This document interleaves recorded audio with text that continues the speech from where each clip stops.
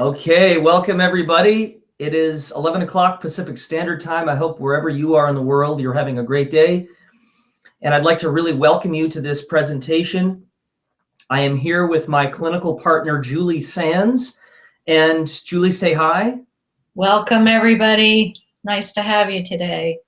So this is going to be an excellent presentation. We're going to really go into a lot of really great questions. And I want to start out by saying that in the emails that we've been sending out in the last week or two regarding this webinar, last 2 weeks, we have received an overwhelming amount of questions from you, and some really amazing questions about thyroid function. And we're going to cover as many of these questions as we possibly can today in this 1 hour free webinar. So again, thank you very much for participating. This is going to be a great call. We'd love to thank you for participating today in this webinar. At the end of this 1 hour presentation, we're going to have a very special offer for you. So you definitely want to make sure that you stick around to the end of this presentation. We're also going to talk about many different themes and many different themes that are related to thyroid activity and thyroid function. These themes are very important for understanding how you are going to be able to get better, how you will be able to have optimal health, how you'll be able to ultimately, in some cases, get off of medication and to meet your health goals and your health objectives. So one of the things that I want to start off by saying is that as clinical nutritionists, me and Julie have a very unique approach to thyroid problems, very different than most of our colleagues do. And it all revolves around an important concept that we call individualized nutrition. And we have a very individualized approach. We recognize that your body is highly unique, highly individual to you. So take for an example, you can have one person with a low thyroid condition who is tall and thin. You can have another person with a low thyroid condition who is short and fat. So that's just an example of the phenotypical expression of how two different people with the same thyroid condition, even they could have the identical thyroid numbers on a blood test, but these two people can be vastly different in what their body actually needs nutritionally. And so you could have a person who has a slow metabolism. You could have a person with low thyroid condition that has a fast metabolism. You can have varying different genetic mutations which set you apart and make you individual. And those individual factors dictate what the treatment really needs to look like.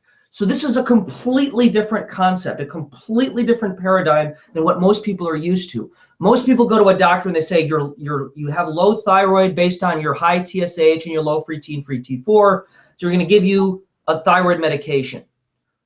But that doesn't take into account anything of the individual nature of your body chemistry. So what we do in our practice is we use as many tools as we possibly can to individualize a treatment protocol and strategy for you so that we know that you are getting the right foods, you're eliminating the wrong foods, you're getting the right type of nutrients, and we use various types of laboratory tests to help to create this individualized nutrition therapy so that your body is being supported in as many individualized ways as we possibly can do it. So that's the main kind of theme that we're speaking from. The context is this whole context of individualized approach and the necessity for it. The other important thing that we need to address is that you always want to treat the person, not the disease. And so that goes along with what I was saying before. Julie, you want to say a few things about this great concept of individualized approach and treating the person, not the disease. Right.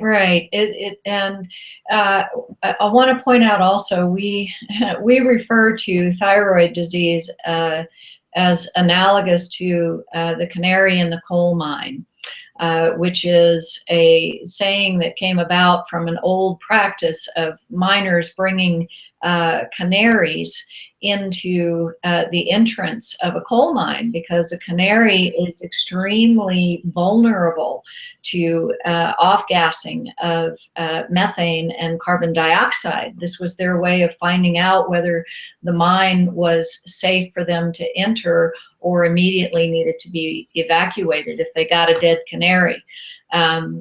Thyroid disease is very, can be likened this way. And in the sense that it is the tip of the iceberg, okay?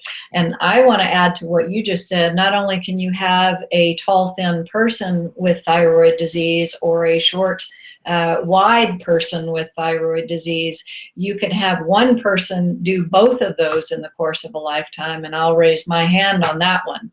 Prior to understanding what the entirety of my health dysfunctions were, I could swing back and forth. I could be wasting and underweight. I could also be overweight. And in the years since discovering what my blocking factors were and dealing with my own individual nutrition, I did both of those things. So all possibilities exist inside of this. And again, it's the tip of the iceberg. What's important is not to address the thyroid as a singular dysfunctional gland, but to address the entire person and all health factors, all blocking factors, all toxicity, all poor nutritional habits for the person.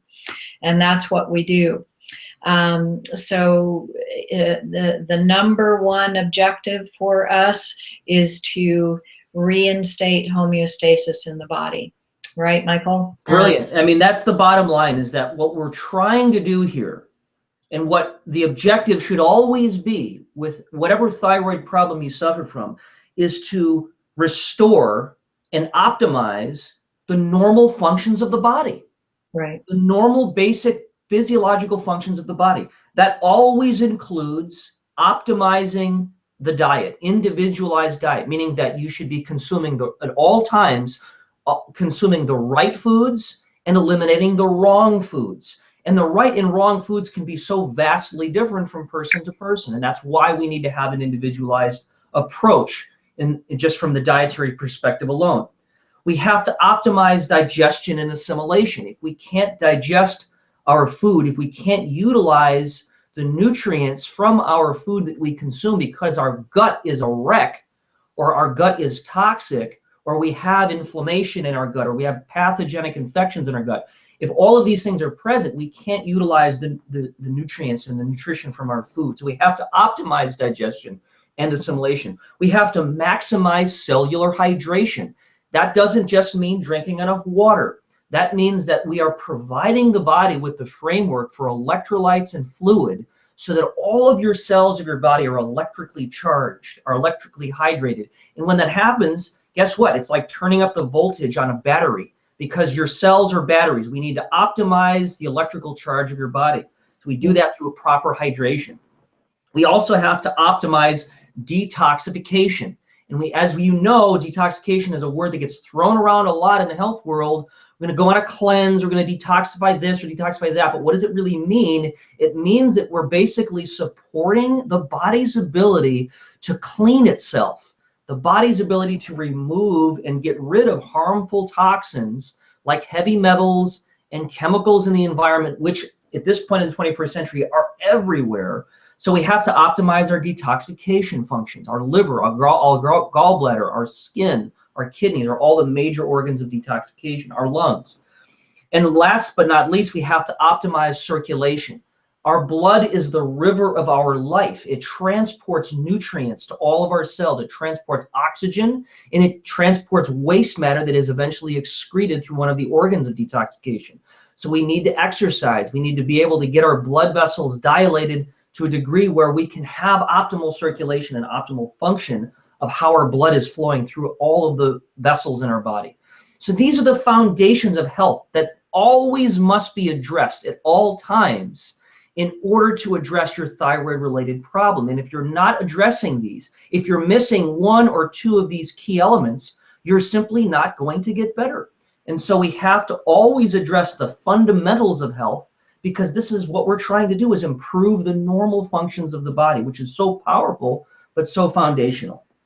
So this is kind of the 10-minute introduction we give you here. We deal with thyroid conditions all the time, but our approach is entirely individualized for what each person needs. And so before we go on to any questions, Julie, do you have anything you want to say? Yeah, let's just bring up the fact that your questions, which again, there were multitudes of questions that were offered in response. So Michael and I decided, let's take a look at these and kind of look at the themes that are popping out in terms of what you guys are asking about, so that we can kind of help organize this a little bit. And then we have chosen some questions from each of those areas to be able to answer for you guys. So the themes that we have are defining Hashimoto's versus non-Hashimoto's hypothyroidism. We also have a lot of questions about connected adrenal dysfunction with your thyroid dysfunction problems. Third theme is this issue of all of the various thyroid hormones that are considered or not considered, and especially T4 to T3 conversion and your individual states with that. The fourth theme that has come through is gut function and digestive issues related to thyroid disease. And a big one, obviously, on many people's minds, concerns for you, whether you are stabilized or not stabilized in your hormones, is weight loss, weight maintenance. For some people, weight gain is an issue, but for the majority of your questions, it relates to weight loss. So we're going to go through each of these themes today and cover a few of your questions underneath each of those categories. Okay. Yeah, Michael, you want to go ahead and get started at the number one, Hashi's? Let's get the ball rolling here, folks. So first question is, does anyone with a thyroid autoimmune disease ever get off of medication? This is a very, very good and important question. And I'll say that it's certainly possible with an individualized approach, an individualized nutrition approach, to get off of thyroid medicine if you do have Hashimoto's. I'll say this, is that people with Hashimoto's don't necessarily need to be taking thyroid medication. What? How could that possibly be? It's true that we've had many clients of ours who have been who've been diagnosed with Hashimoto's autoimmune thyroiditis, and even after years of being on the medication, they suddenly decide to stop taking the drug, and what do they notice? They don't notice anything. They don't notice any difference in how they feel. How could that possibly be? The reason is that autoimmune thyroid conditions do not necessarily involve low thyroid function. An autoimmune thyroid condition is first and foremost an immune system imbalance. And unless you're addressing the immune system inflammatory imbalance that is present, you're not getting to the root cause of the problem. It's true that somebody that has Hashimoto's can have low thyroid function, but not always. And in many cases they don't. And taking thyroid medication may make them actually worse, or it may not have any benefit whatsoever. So the first thing I'll say about the answer to that, again, is that it depends on each person, but it certainly is possible. And the medication may not even be necessary if you have Hashimoto's.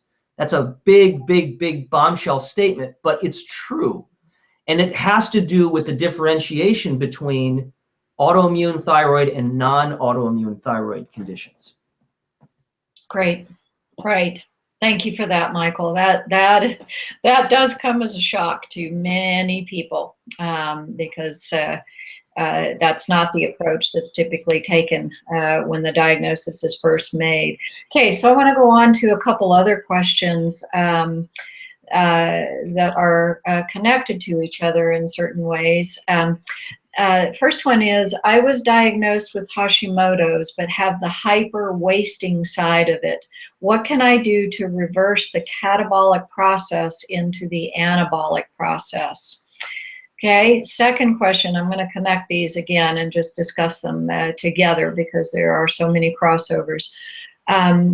Autoimmune, stage 3 adrenal exhaustion, low weight, SIBO, and probably anabolic catabolic situation. All of that under the Hashimoto, asymptomatic except weight. So let's talk about, because again, this is very common in this situation for an anabolic catabolic imbalance to be identified. I want to say first and foremost that anabolic catabolic is one of numerous critical homeostatic mechanisms in the body. If it's out of balance, potentially others are out of balance as well. And that particular mechanism is possibly the predominant one that is showing up, okay? But there are likely to be others underneath. And this is one of the things that Michael and I do in the process of individuating with a person in their situation, is to assess and address all of the mechanisms that are necessary for the body to be functioning at peak capacity in a healthy way. That being said, with anabolic catabolic, if there is a catabolic predominance going on, we need to feed the body with anabolic measures, and those are both nutritional as well as oftentimes related to the type of exercise being done. Okay, protein is an anabolic nutrient. There are lots of there's a lot of misinformation going on for people in a dietary sense, avoiding certain types of proteins or limiting certain types of proteins. When we individualize with our clients, we look at what that person needs, what types of proteins that person needs in order to balance out this anabolic catabolic. Some people need a lot of red meat. Others need a moderate amount. Others need almost none. But we need to know what types of proteins are going to help you adjust your anabolic catabolic imbalance. Okay? That's great. We also want to say, and we'll address this, we'll address this a little bit lower down, but as we're talking about the gut, but this second question, you're addressing the fact that there is gut dysfunction, adrenal dysfunction, as well as this low weight catabolic situation going on, and all of these things are intricately linked in a case of Hashimoto's and or hypothyroidism. They are not separate from one another, not for a minute. And our task, again, is to come back and look at your entire personal situation, not a thyroid disease. Absolutely. And again, that's a great example of how some people with Hashimoto's are catabolic. Some people are thin and they're underweight. Other people with Hashimoto's are overweight and they can't lose weight. Completely different types of people despite the same, quote, medical diagnosis. So as Julie mentioned, yeah, protein is very anabolic. It builds tissue. It builds muscle. She also mentioned exercise and how certain types of exercise may be indicated for some people over others. Certain people may do better with intensive weight training, but I've actually seen that could be contraindicated in some people. I've seen that some people do, CrossFit 5 days a week, and yet they're still overweight and they're not losing fat. What is going on there? So you have to address the individuality of it, obviously. That's the theme that we come back to again. All right, so next category are the adrenal-related questions, and I'll field the first one here. When you are facing a few hormonal imbalances, such as hypothyroidism, adrenal fatigue, candida, and leaky gut, which should you address first? It's quite an interesting question. And it's not something that we're novices at, obviously, because the clients that we work with regularly come to us not with one problem, not with two, not with five, but usually 10, 15 or more. And so the bottom line is, yeah, you definitely want to be able to prioritize where you want to get started with somebody. We usually start with, when there's an autoimmune condition present, like Hashimoto's, we so frequently start by addressing what is going on in the gut first and foremost. Why?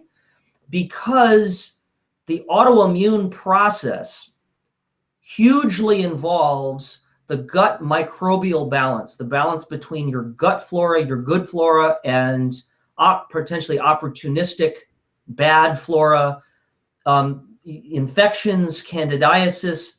Those issues are very common among people with hypothyroidism. And the bottom line is that with Hashimoto's, with any autoimmune condition, the primary core number one objective is to reduce the systemic inflammatory response that is happening. It's not just happening against your thyroid. I'll guarantee you that if you have Hashimoto's autoimmune activity against your thyroid, you have inflammation all over your body. You may even have multiple autoimmune processes happening against different tissues, such as the hair follicles, or something going on in some autoimmune process against some cells in your gut. So the bottom line is that the gastrointestinal tract is a major regulator of the inflammatory and anti-inflammatory processes, and you have to address that as a primary concern. Usually, almost in all cases, we're focusing on the gut, we're focusing on clearing infections, removing yeast, identifying hidden stressors. We can give you examples of people with Hashimoto's had neurological anxiety and quote, neurotransmitter imbalances, and we find out that they have H. pylori infection. We clear the H. pylori infection with botanical herbs, and suddenly the symptoms of anxiety suddenly lift. So you wouldn't necessarily even think that an infection could do that, but it can. So the overall objective, the focus with autoimmune conditions, again, has to be correcting the imbalances in the gut and improving the gut microbial balance and the intestinal immunity.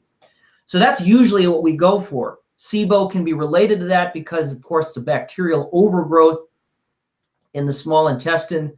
But that's usually, if you have SIBO, there's usually other things going on. There's underlying bacterial imbalances, etc. So the gut is the foundation, and whenever we work with Hashis, we're working at establishing normal gut ecology. Okay, so that's the one question regarding that. Julie, do you want to field the next question? Absolutely. This is a great question, and it brings up a really, really important consideration for a lot of you. Can thyroid imbalances cause excessive sweating? If so, what are recommended treatments? So, can the thyroid cause that? Possibly. Most likely, the cause is more stemming from adrenal imbalance. Okay, and I want to let you guys know something very, very important, that again, it's quite common with thyroid disease to have some sort of a chemical toxicity. And the relationship with the sweating is that sometimes we call this hyperhidrosis. And hyperhidrosis is related to imbalanced adrenal function. Okay, and one of the responses to imbalanced adrenal function is sweating.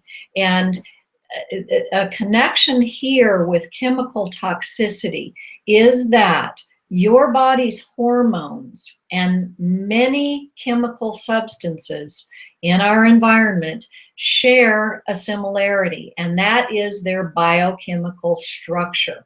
Okay, there is something called a phenolic ring, And both your body's hormones and many petrochemicals share this biochemical structure. So if you have something entering your body and taking up a receptor site that should be free for a natural substance, i.e. your hormones, and it is occupied by something that doesn't belong there, which is a chemical, you are not going to be able to receive your body's hormones when they are released. And one of the things that happens is that the brain signals the pituitary gland, which then signals your adrenal glands, hey, we don't have this. Except the glands say, well, whoops, I sent it out. Where is it? Well, it's somewhere, but it's not latched onto your receptor site because the receptor site is, again, occupied by a toxic material. So what happens is this constant overstimulation by the brain of the glands, releasing of the hormones. The blood is being absolutely saturated, but you're not actually getting the action, okay? So this is how this type of thing can happen in conjunction with thyroid disease. Great, fantastic answer, Julie. That's a really excellent answer. And this is something that we address with our clients, is the issue of environmental, chemical, and heavy metal toxicity. This is something that every single human being in the modern world is exposed to continuously on a regular basis. There are no exceptions. Everyone is. It's only a matter of degree. Now, when we work with clients, what we look at is what are the major sources of toxicity, and that may be individual from person to person. Guess what? Something as simple as women's cosmetic products are often frequently loaded with chemical and heavy metal toxins. There were studies that were done in the last 5 years that showed that the heavy metals cadmium, lead, arsenic, and mercury were found in very high amounts in the overwhelming majority of women's cosmetic products. These are heavy metals, mind you. This doesn't even include the type of chemicals that are found in women's cosmetic products. So you have to do a thorough search of where chemical exposure is coming from in your environment, and you have to reduce it, as well as, going back to our fundamentals, improving your body's detoxification mechanisms and detoxification capacity, your body's ability to remove these chemicals from the body and to excrete them so that they don't, as Julie was saying, bind to your hormone receptor sites, causing dysfunction. This is a huge issue, and that's a great question. So whoever asked that, thank you very much. Okay, let's move on to the next question. I have been diagnosed with low thyroid and adrenal fatigue. I have been taking Armour thyroid and adrenal supplements. Nothing seems to be working. Is there any hope? Of course there's hope, but you have to support the fundamentals of health on all levels. It's not just about addressing the thyroid and the adrenals, although the adrenal glands certainly can cause problems with respect to thyroid function and vice versa. Too much cortisol, not enough cortisol, too much ACTH by the pituitary, too much stress, unmanaged stress, not enough exercise to release anti-stress hormones. So there's a lot of different facets to it. Just because you're taking adrenal fatigue supplements doesn't necessarily mean that you're correcting an adrenal imbalance if it is present. What about your liver function? Your liver has to metabolize and excrete all steroid hormones, including the steroid hormones of the adrenal cortex. So from a clinical perspective, we have to appreciate how the adrenal glands interact with all the hormones of the body, not just the thyroid, but also the pituitary hormones, the hypothalamic hormones, insulin and glucagon. What about the effect of diet on adrenal gland function? What about the implications of zinc deficiency or selenium deficiency or dietary protein deficiency, which we see so frequently? It's a person overproducing lactic acid. They have a low LDH level on their blood test. They have a low zinc level, high copper level. These are common repeat offenders. If you go back to the original email that we sent out a couple months ago now, we talked about all of the major factors that we see as the, quote, repeat offenders of thyroid problems. And the adrenal related issues are one of those problems, but as we dig deeper, we find out that there are toxicities and underlying nutritional deficiencies that have to be corrected if we're going to see improvements in adrenal or thyroid function. So we use thyroid and adrenal support products and supplements, and we use adaptogenic herbs.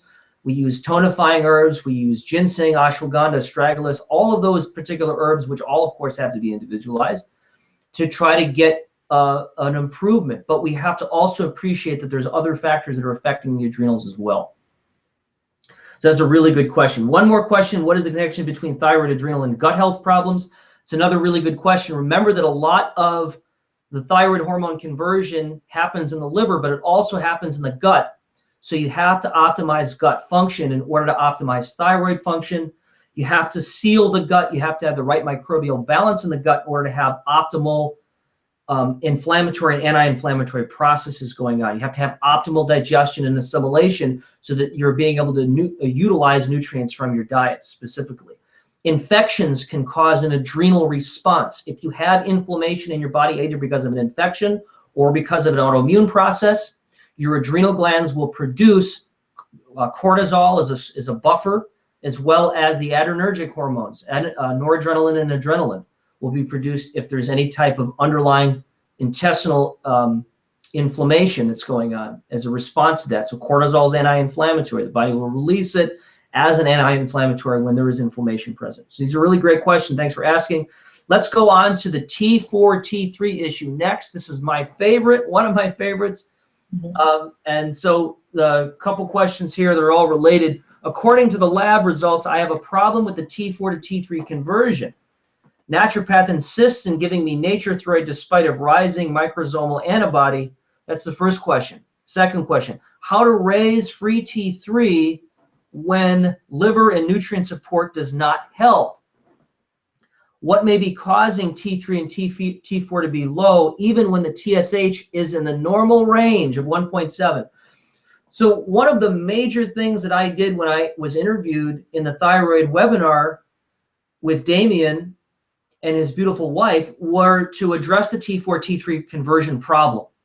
So let's just review here for a few moments. T4 is thyroxine, and this is the hormone that's produced by the thyroid. But thyroxine has to be converted into the active usable hormone, and that is triiodothyronine. That is T3. Okay, and so T3 is what the actual most active thyroid hormone is in the cells. What if a person has a good level of T4 but a low level of T3? Do we see that a lot? We see that all the time. What are the factors that are most influential at regulating the T4 to T3 conversion? Number one, stress, and cortisol and glucocorticoid hormones regulate or can influence the conversion of T4 to T3. That's true. But number two, a little known piece of information that was been known about for 35 years at least, but nobody talks about, is the role of glutathione and other important antioxidant systems at that T4 to T3 conversion. What is glutathione? It's one of the most, if not the most important antioxidant that's in every cell of the body. Okay, it protects the cells from toxins. It takes out the trash. Glutathione is a trash collector. It removes free radicals. It removes heavy metals. It removes chemicals from the body. It protects the cells from cellular aging, from cellular toxicity. If we don't have enough glutathione, or if we're using up our glutathione, if we're oxidizing it, that will directly and negatively affect the T4 to T3 conversion, possibly more than even stress will. So what that basically means is that people that have a poor T4 to T3 conversion, I will bet the house that they have problems with methylation. They have problems with glutathione. They're using up their antioxidant systems more than they're regenerating them. And so if that's the case, we have to go right in there and we have to support the actual mechanisms with how they make glutathione and how they reuse their glutathione so that their cells can be regenerated, and more importantly, their T4, T3 conversion can be optimized. You can go to our website, you can read more about that article. I believe I put it on one of the emails to the group. So this is a great question about the T4 to T3 conversion. It's really largely about glutathione and what's called redox status. Okay, let's talk about gut and digestion. Julie, you going to field this one? Sure. Absolutely. Okay. Also another, you guys really sent us some great questions and we thank you. These are straight to the heart of all these issues. Can a leaky gut be fixed if the person continues eating the foods he is allergic to, and whether any infections should be removed before or after fixing the gut? Great question. The answer is going to be pretty standard on the first part of the question and very individual on the second part of the question. Can a leaky gut be fixed if the person continues eating the foods he is allergic to? No. No. This is very critical to understand that just as important in all healing situations, and not just healing, but maintaining of optimal health, we must both eat the foods that are right for our bodies individually, and we must avoid the foods that are offensive to our bodies. Okay, that's even in a case of not having leaky gut. Okay, if a person can stand without leaky gut but still have other health issues that relate to eating foods that they're sensitive to. That being said, most bodies that have gone through a healing process will ultimately be able to tolerate most foods. Maybe in smaller quantities on foods that they have been sensitive to in the past, but they should still be able to tolerate those foods in small quantities. But let's talk about leaky gut for a minute. Why can a person not go on eating foods that they are sensitive to if the gut is not healed? Leaky gut essentially means that there has been enough, and it can be both chronic, it can be long-term, and it can be also something that happens in, some big fell swoops, if you will. Acute situations of responding to foods that the body is very sensitive to. There's inflammation that goes on in response to this, okay? And when you get the inflammation happening, again, either on a long-term chronic basis or in an acute kind of a situation, the lining of the gut becomes damaged so that there are tears and or holes in the lining of the gut. And food particles, when one eats with this condition, leak out of these tears and holes in the gut and the lining of the gut. And the body attacks the food, understanding that it's an invader. Your food is supposed to go through an intact digestive tract, and it is supposed to be cleaned up and filtered and the nutrients delivered through the bloodstream in a clean fashion. When it goes through the gut lining, the body will attack it. Every inflammatory process in the body, no matter what it is, contributes to the accumulation of disease. Essentially, disease is inflammation. So if you are eating foods that you're sensitive to and creating inflammation in your body, you are building disease, okay? Second part of the question is, whether infection should be removed before or after fixing the gut. This is where individuality comes into play a little bit. An infection is a disease building process also, okay? We basically see that any pathogen, whether it is infectious or parasitic in nature, as well as any toxin, no matter what its source, is something that can initiate disease in the body. So it is very critical to get it under control. The individual part is that we kind of have to know everything about a person to know what all of their factors are. Sometimes we want to stabilize for a short period of time in terms of repairing the gut first prior to attacking any infection. Again, that has to do with the constitution of the person. It has to do with that person's mental, emotional status as well. Sometimes we just have to quiet and stabilize a little while before we ask the body to do any major job. So that's where the individualizing comes into play. And we figure that out by taking in all kinds of information about each person that we are working with this way. Great, thanks. That's great. Michael? That kind of brings us to the next category when we start talking about weight loss a little bit, because that certainly is something that can affect the gut. I mean, the bottom line is that if you're consuming processed food, if you're consuming anything that is an antigen, a potential antigen, the immune system of the body recognizes it and says, we got to take that out. We got to start releasing. So your own immune system that produces inflammation, mind you. So when you're ingesting an antigenic food, whether that's gluten or dairy or whatever it is for each person, it could be different. That's producing inflammation. And so that's going to cause a leaky gut. And that's going to cause a lot of different kinds of symptoms and problems. So let's talk about the next category, which is weight loss. And before we do, I want to say that these are some just amazing questions that we got. We got so many. Unfortunately, we can't get to every one of them. I want to remind everybody to stick around to the end of this webinar, because we're going to be giving you guys a very, very special offer that you're going to want to hear about, and make sure that you stick around. So let's go to our next set of questions, which is about weight loss. Please talk about losing weight with Hashimoto's. And then a second part, another question related to that, how can you lose weight with Hashimoto's thyroiditis and adrenal fatigue?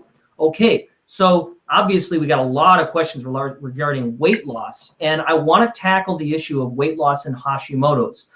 So what is so important to understand is that people with Hashimoto's have a lot of inflammation. And as Julie was just pointing out, food inflammation, food-induced inflammation, what's called antigens, food antigens, which could be anything depending on each person.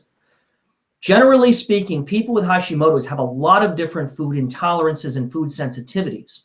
From my experience, from our experience, people that are overweight with Hashimoto's have a lot of food antigens that they may not even be aware of. They may have no idea that eating nuts and seeds is causing them to have weight fluctuations. They may not be aware that dairy and sugar is not only potentially bad for them, but is actually causing an immune system response, or caffeine causing an immune system response. I've worked with so many people with Hashimoto's that were overweight that they had fluctuations in weight. Some days they're up 5 pounds, and then a few days later they're down 3. How could that possibly be? A lot of it comes down to fluid imbalances that are being caused by inflammation, interstitial fluid imbalances. And so one of the things that we really find to be effective with Hashimoto's and weight loss is a complete resetting of the system. That means a 30-day process of cutting out huge groups of foods that would not normally be thought of as possibly being inflammatory, but ended up being inflammatory. And when we really kind of cut the table and we really see what's left, we realize that, okay, person is responding so much to all of these different foods. When we cut them out, what happens? They start losing weight. They start losing 10 pounds, but they were previously incapable of doing it. So much of it has to do with how inflammation is affecting the fluid balance in the tissues. And that's why so many people with Hashimoto's, they don't just have belly fat that they're trying to lose, but they have abnormal accumulation of weight all throughout the body. And so a lot of this has to do with inflammation. So we have to address the inflammatory effect, and we always look at the consideration of food antigens and how that could be affecting weight loss as well. The other thing to point out with weight loss in particular is it's not just about thyroid hormone or adrenal hormones. All hormones of the body interact with all of the other hormones. You can't just say that thyroid hormone and cortisol are separate and these are the only hormones that the body has. What about progesterone? What about pituitary hormone? Or the 9 hormones that the pituitary make, which regulate metabolism in so many different ways. So we have to give attention to other glands like the pancreas. How's your blood sugar? People with excess weight gain, they may have insulin resistance. They may have insulin resistance in their adipose fat in their abdomen or in their muscle cells. It's very common to see this, and so we have to address the possibility of a blood sugar dysregulation and insulin resistance. We're going to see this frequently when we see high triglycerides.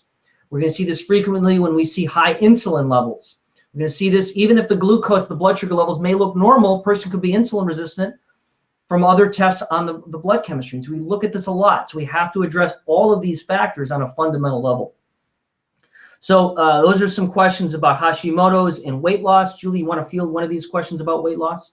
Sure. Yeah, the last one, I've been struggling for 15 years, not being able to lose weight. Lose 10, gain it back. What gives?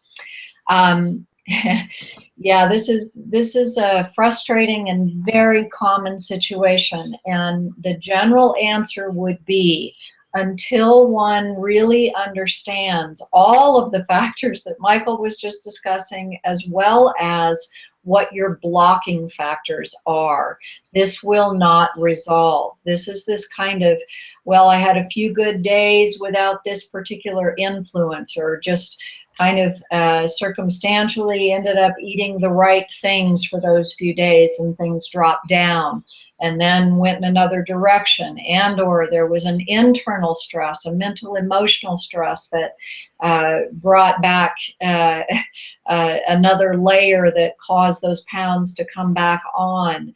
It can also involve environmental factors which are coming in or going, or the body is responding to them better for a period of time. Again, it's a layering thing, and where a lot of people talk about age and it causes these types of responses. Age is not the issue. The issue is, again, layering. As we age, things tend to layer. Many body functions are because we haven't been addressing them all through the decades. I'm in my 50s. I'm healthier than I was in my 20s. So age has nothing to do with it. It's an important process of searching for, identifying, removing, and rebalancing through whatever blocking factors are preventing the liver from functioning optimally, the gut from functioning optimally, and then the glands from functioning optimally. Again, remember, canary in the coal mine. It's a response to deeper issues. It's the tip of the iceberg. And the job is to start digging down and finding out what's going on there. Let's bring up to you real quickly, because a lot of you did ask as well about hair loss. This is a big concern with the expression of thyroid disease. And we want to say that, again, it's not necessarily just the thyroid dysfunction that can be doing this. Hair loss can be caused by derangement in iron transport in the body, or ferritin. It can also be caused by overall inflammation, which can be coming from multiple sources, obviously also contributing to thyroid disease. It can be from an autoimmune process attacking the hair follicles.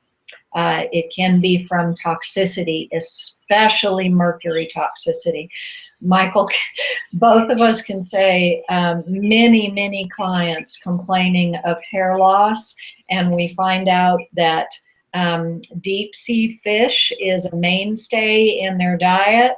We take it away because deep sea fish is always mercury contaminated at this point.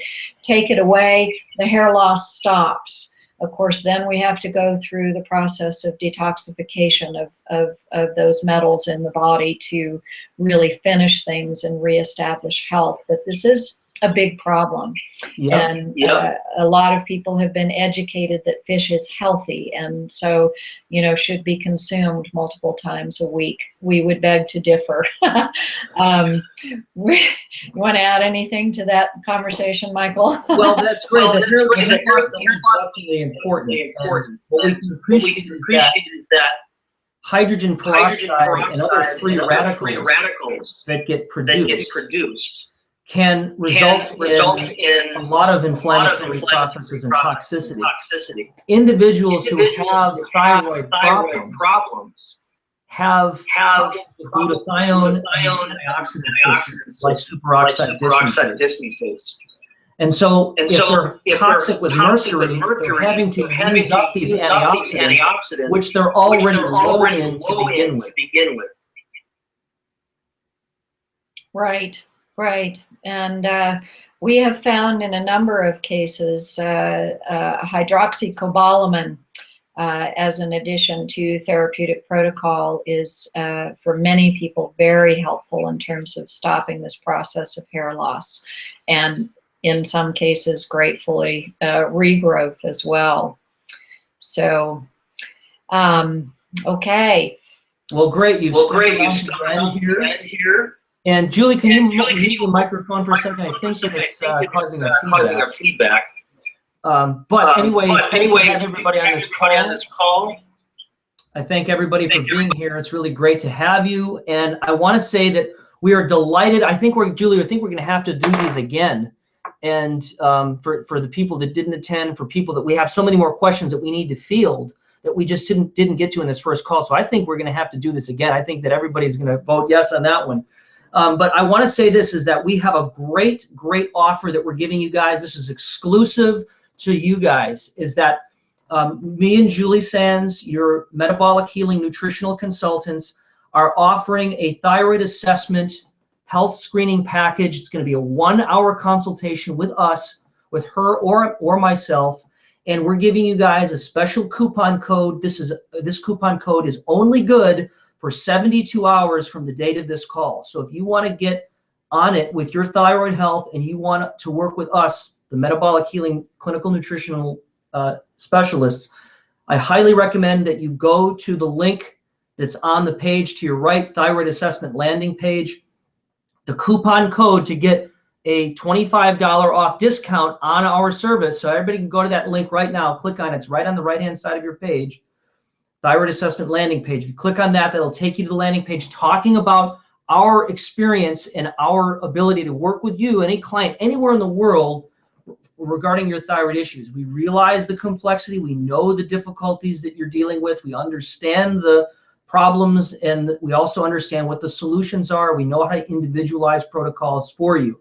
So that coupon code, again, 72 hours from the moment that this call has gone live. So you've got just a couple days to decide. You can jump on it right now.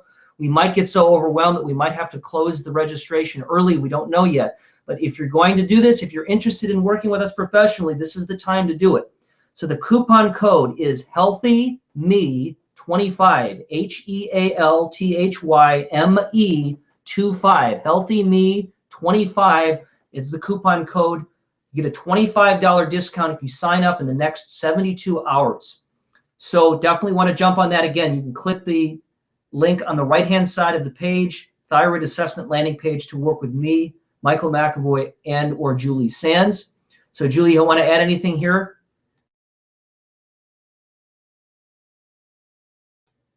Unmuting. Yeah, just want to really encourage you guys that this is an opportunity to, while it might take a small investment on your part, you will learn so much about the entirety of your individual situation, and have an opportunity to address your body with proper nutrition, with proper detoxification, with some mind-body interaction, to really finally understand the complexity of your situation and really get on a new road to healing. So great opportunity at your fingertips right now. Fantastic. Well, it's great to work with everybody here. And we're going to wrap up this call in just a second.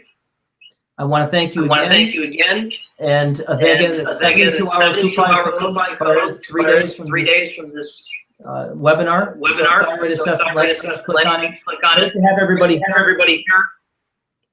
And I'm good. Any last words? Yes, just a thank you for everyone who has been with us today. Thank you for taking your time, and we really it is our greatest hope that it is something that inspires a new step for you and a new investment in your health. Great. Great. Thanks, everyone. Thanks again. Bye. Bye for now. Bye for now.